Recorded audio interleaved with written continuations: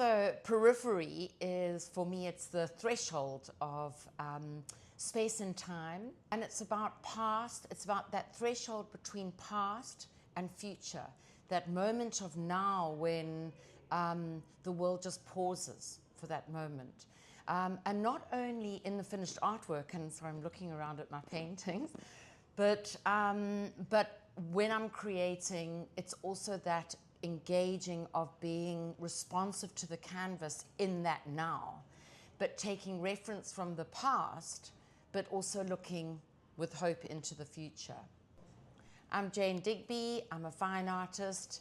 I am an oil painter, primarily an oil painter. Although I don't like to be boxed. I see myself as a creative being who is on an ever growing journey. Some of it is 4 steps backwards, 2 forward, 1 back, 4 forward. But I'm on a journey of discovery.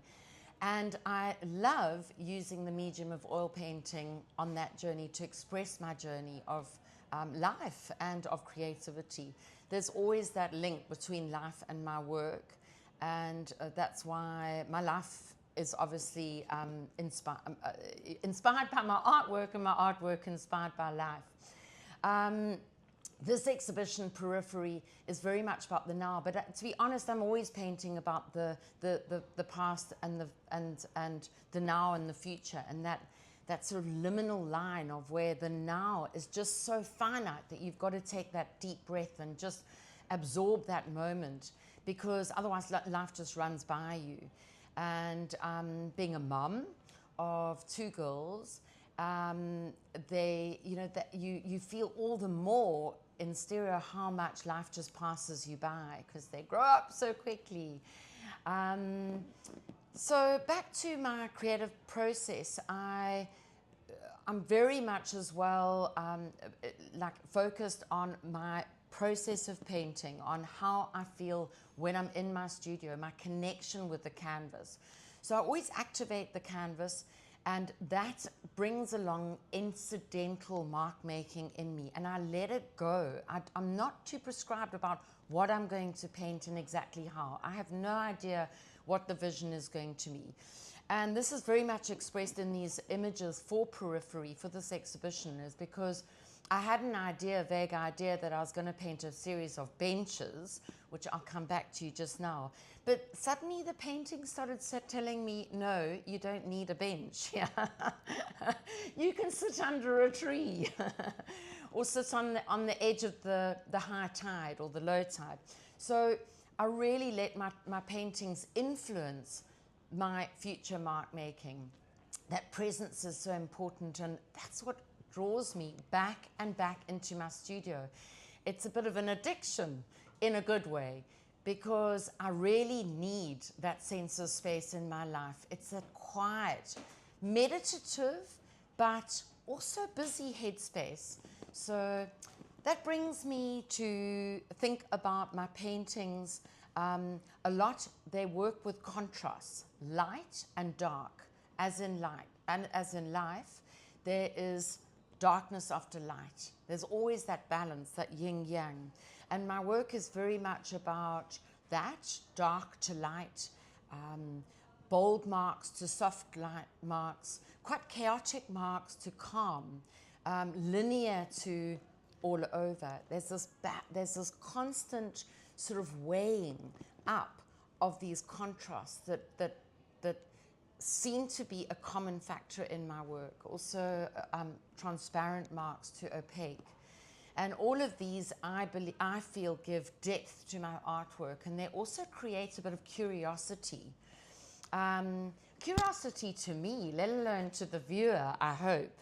You know, I mean, I look at my artwork, and sometimes, you know, the next day I'll walk in and I'll go, wow, did I paint that? Like, what was I listening to? How did I do that? Sometimes I really don't know where that came from.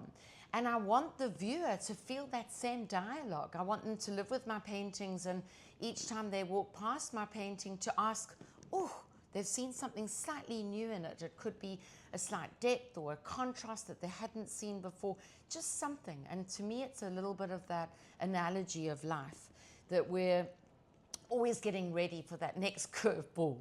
And you've got to be present to deal with it at that time. I think that makes sense. It makes sense to me when I'm looking at my paintings, but not necessarily in words. It's more in the visual, not great with words. The benches, and I'm pointing to this painting on my left, came into it because it's that South African young white girl of 6 years old that during apartheid that I had an incident that is very strong in my memory. My brother and I on a beach with our nanny, and we were sitting on a whites only bench, and she was taken away. And it sounds a very sad moment, but it's a poignant moment, and I think very important to reflect back on South Africa's history and where we've come from, and that there is incredible hope at how so much has changed for the better. We have grown forward, and we've got a long way to go. But benches for me have always created huge curiosity to me. I love the conversations that are had on benches, whether it's strangers together or loved ones or old and young, different races, creeds, colors, ages, whatever. They're so inviting, but also the bench is personified as a character of its own. I love the way each bench has got these stories to tell. They're like holders. There's another word for that, and I'll try and think of it. But they like hold the space for people that come along, and birds, squirrels. I don't know who knows. They're such inviting spaces, and I think that contrast of apartheid whites only really, it is so powerful. And it's a memory that we must remember to know where we have come from, where we are sitting in the now. That we can be proud of where we've come and also excited about the future, despite the dark times ahead and the light and balancing all of that. There's something really real about, being in the now and knowing that we have come a long way. So there's an element that's coming into my paintings that's been creeping in over the years, and not in all of them. And they come if my intuition is calling for them. But it's this element of stripes, the linear. And they started off by being sort of almost like parallel lines, like a pause button. And this pause relates to that now, that little moment in time, that gesture, that fleeting moment.